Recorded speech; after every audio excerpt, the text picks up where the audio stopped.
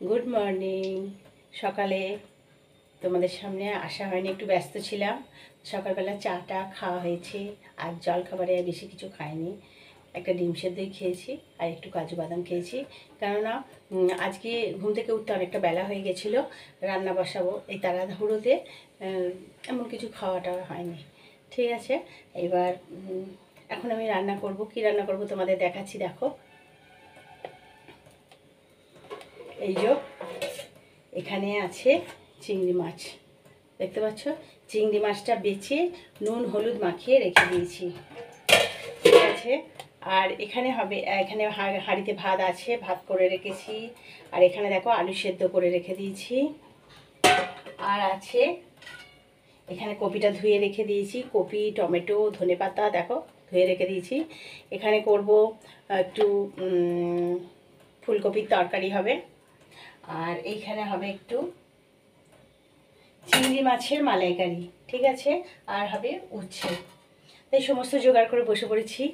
ভাবলাম এবার একটু চলে আসি আমার ইউটিউব বন্ধুদের কাছে, যারা আমাকে সব সময় আমার পাশে থাকে, আমি রিলস দিলে আমার পাশে থাকে। তাই অবশ্যই তোমাদের কাছে চলে এলাম আমার ভিডিওটা নিয়ে। দেখো তোমাদের কেমন লাগে, ঠিক আছে। আমি হয়তো রোজের ভিডিও দিতে পারছি না, হয়ে ওঠে না, তাই তোমরা কিছু মনে করো না, তোমরা আমাকে একটু ক্ষমা করে দিও। তাই আজকে আমি আমার ডেলি ব্লগ বা সারাদিন কি করছি এটা নিয়ে চলে এলাম তোমাদের কাছে। তোমরা দেখতে থাকো। এই যে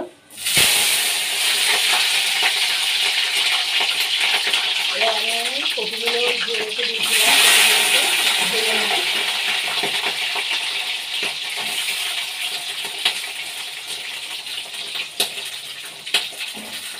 কপিটা ভেজে নেব, কেননা ফুলকপি তরকারি অসময় কপি তো, এটা একটুখানি লাল লাল করে ভেজে নিলে খেতে ভালো লাগবে। আর ফুলকপি ভাজার সময় একটা যে অপূর্ব সুন্দর সেন্ট ছাড়ে, এতে তো খুব ভালো লাগে কপির তরকারিটা খেতে। এখন তো সমানেই তো ঢ্যাঁড়স পটল এইসব ছাড়া হচ্ছে, কিন্তু মাঝে মধ্যে যদি ফুলকপি তরকারি বা এটা সেটা হয় খেতে ভালো লাগে। ফুলকপি তরকারি মোচা, একটু মুখটা বদল হয়, তাই নাকি? ঠিক বলছি নাকি জানিও। দেখো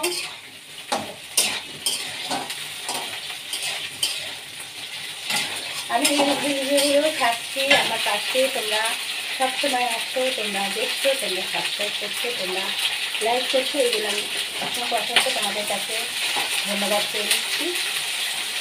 তাই না, তোমরা আমার পাশে আসছো বলি আমি শুধুমাত্র তোমাদের জন্য আমি 815টা সাবস্ক্রাইব হয়ে গেছে আমার। আরেকটু পাশে থাকো, যাতে আমার 1000 সাবস্ক্রাইব হয়ে যায়।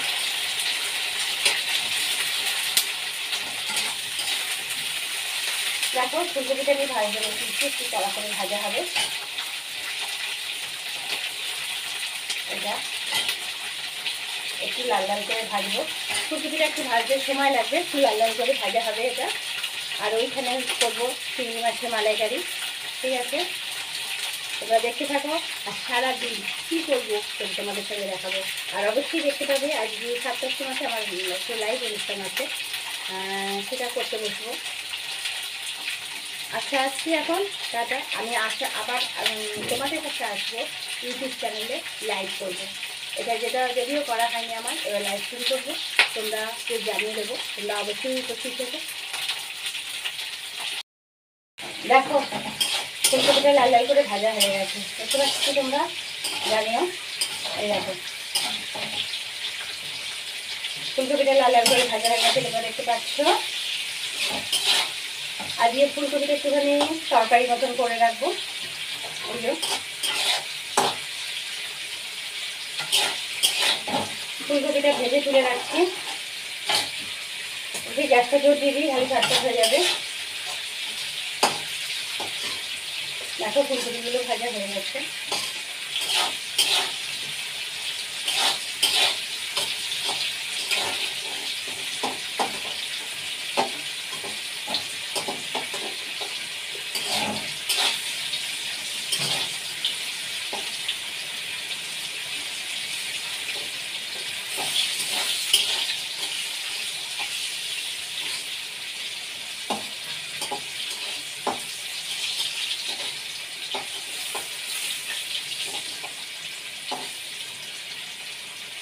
একটু দেখাচ্ছি।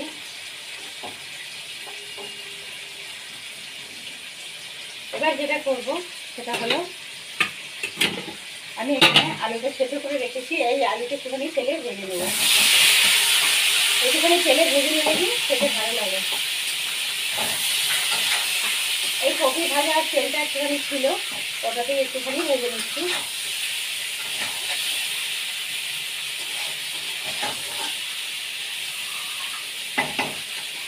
ওটা ভেজে রাখলে ভালো লাগে খেতে।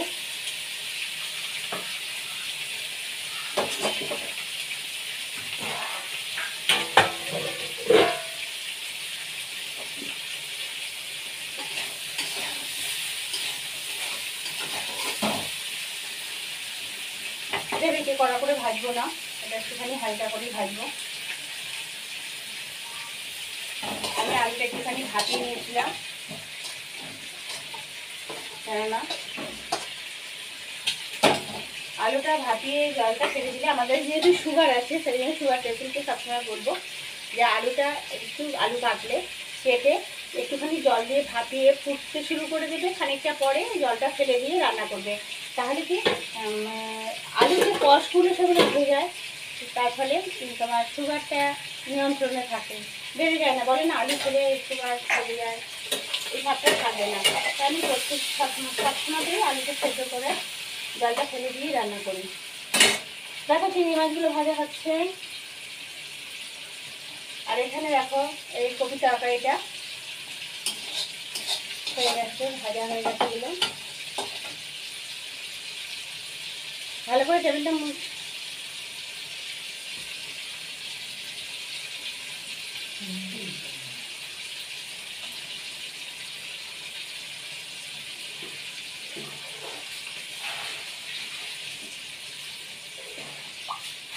কড়া তেল দিয়ে দিচ্ছি।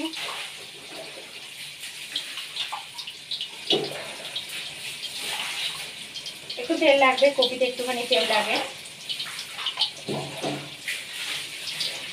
এইসব রান্নাগুলোতে একটু তেল ছাড়া রান্না করাই যাবে না, তাই না? একটু তেল লাগে, কি করবো বলো।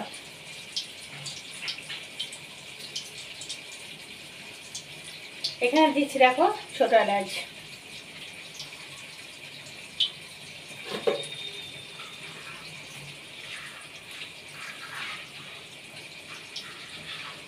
এই তরকারিগুলোতে একটু ছোট এলাচ দিলে ভালো লাগে।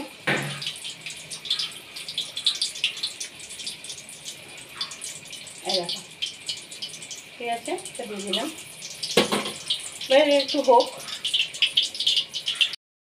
যে চিংড়ি মাছগুলো ছিল ওগুলো বসিয়ে দিয়েছি ভাজতে।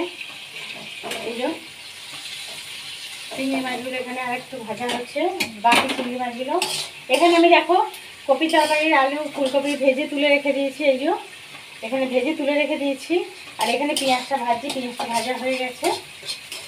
এবার আমি এখানে দেবো কি মশলা, আমার মশলা করা আছে, মিক্সিতে মশলা করে রেখে দিয়েছি। দেখো এখানে আদা রসুন জিরে বাটা আছে, এই বাটাটা দেব।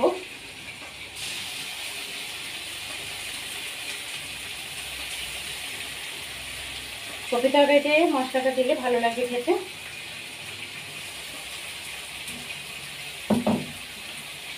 দেখো ঢাকাতেও কতটা মশলা রয়েছে, বুঝলে? তোমরা সবসময় জানো আমার মশলা নষ্ট করা একদম ভালোবাসি না, সব মশলাটাই মোটামুটি দিয়ে দেবো। আর এই পেঁয়াজ আদা রসুন দিয়ে যে মশলাটা না, খুব সুন্দর গন্ধ ছাড়ে।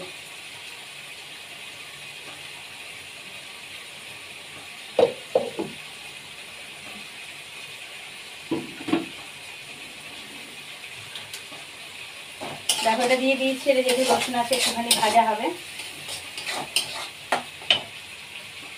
অল্প করে একটু ভাজা হবে, কারণ একটু ভাজা না ভাজলে পরে কাঁচা রসুনের গন্ধ ছাড়বে।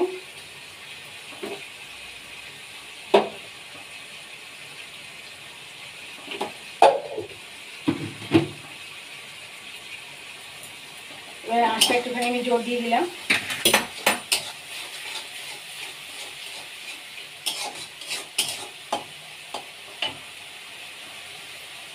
এটা মশলাটা একটুখানি ভাজা হোক। দেখো এখানে টমেটো, ধনেপাতা, নুন, মিষ্টি এটা অ্যাড করেছি। এবার একটুখানি কষে নিচ্ছি। আর কষার সময় তোমাদের আবার একটুখানি করে জল দেবে, কেননা নাহলে মশলাটা তেল হয়ে যাওয়ার সম্ভাবনা থাকে। এবার দেখো মশলাটা হয়ে গেছে। এবার আমি দিয়ে দিচ্ছি ফার্স্ট ফুলকপিগুলো।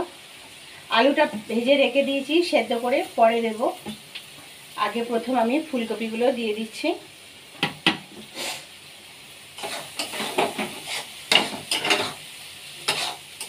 দেখো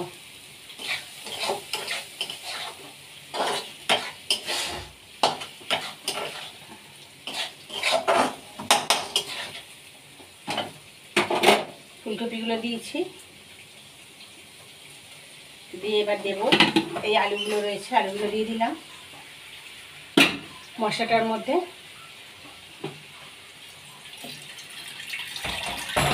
এবার দেব জল।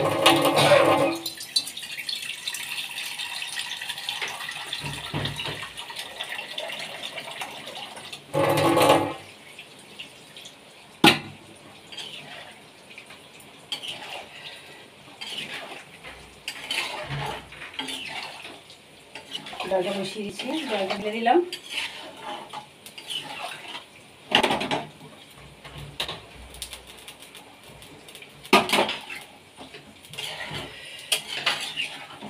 প্রচন্ড গরম, প্রচন্ড গরম।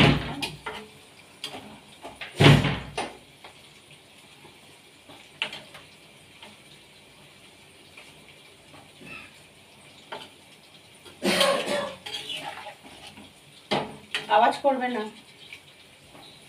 এই দেখো এইটা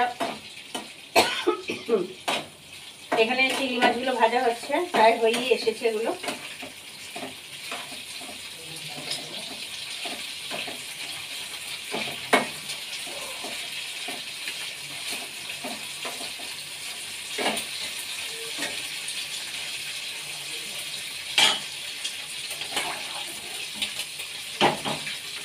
এবার এটা একটু ফুটে যাবে, ফুটে গেলে আমি এটা নামিয়ে নেবো।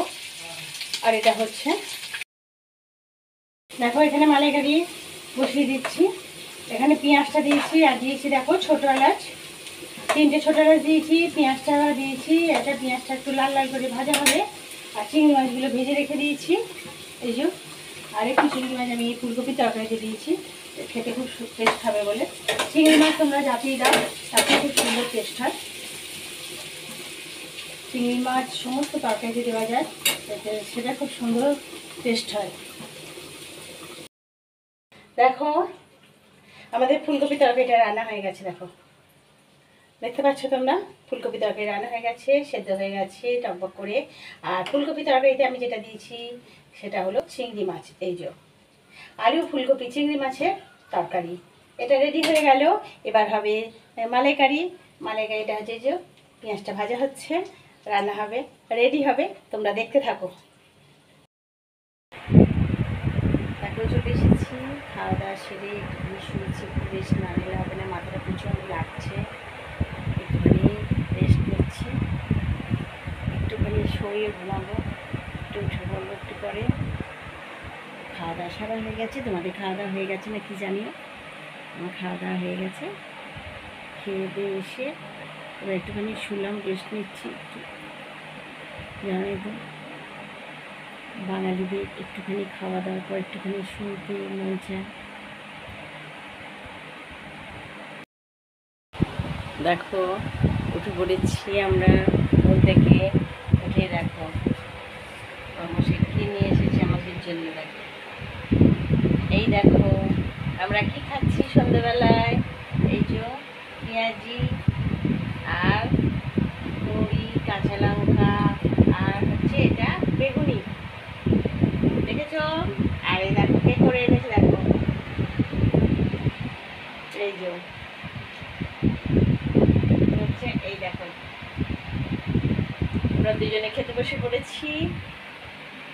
মুড়ি তেলে ভাজা, দেখতে পেয়েছ? আর দেখো কত সুন্দর করে ভেজেছি, দেখো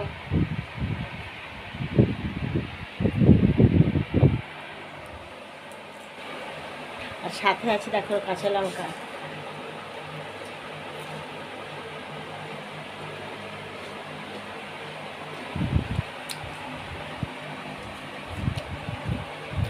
বেগুনিগুলো কত সুন্দর হয়েছে দেখো।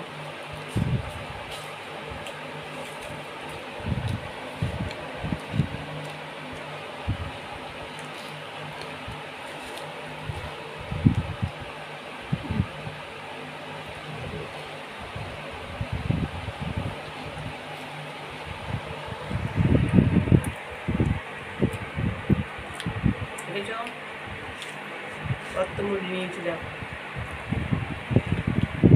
আর এই দেখো পেঁয়াজেরটাও কত ভালো হয়েছে দেখো। আর এই যে লঙ্কা,